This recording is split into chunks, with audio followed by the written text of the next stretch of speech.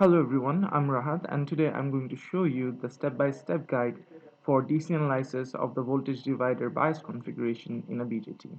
So let's get started.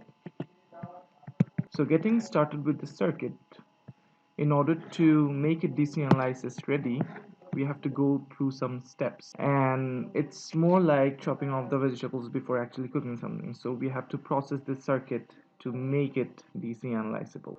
In order to make this DC analysis ready, we have to follow some steps and here they are. First, we have to replace the AC components with open circuit and remove unnecessary wires.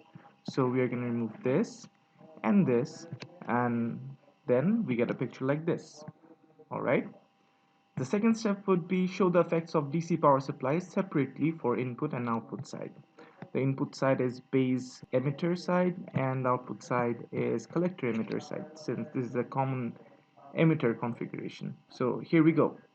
We split the VCC and now the third step would be show the battery symbols and the grounds. Here we go. Here is the battery, this is the ground. So now we have to make the input and output loops. Here we go. And I guess we don't understand this picture very well. We have to redraw it and make it more understandable like this. And now we are almost ready to DC analyze the circuit.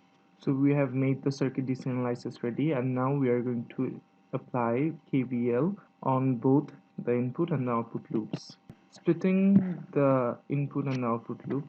Input loop is the base emitter loop and the output loop is the collector emitter loop. So we are going to apply KVL on the collector emitter loop. According to the conventions, after applying KVL, we get an equation like this. And now moving on, we have to do the same in the input loop. We have to apply KVL. But the question is, which loop should I consider? Should I consider this loop or should I consider this loop? The answer should be both. How can we do that? Yeah, Thevenin is the answer. We somehow have to make these two loops into one loop and then apply the KVL. So we have to make the loop KVL ready. Applying these set of instructions, we can turn that circuit into one single loop and then get the final output like this. Now this circuit is KVL ready. So now we are going to do KVL in this circuit and applying the conventions and the directions, the polarity, keeping that in mind, we get this equation. So that's it for the input loop.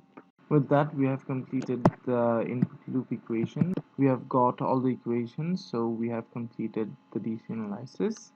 Thank you everyone for watching.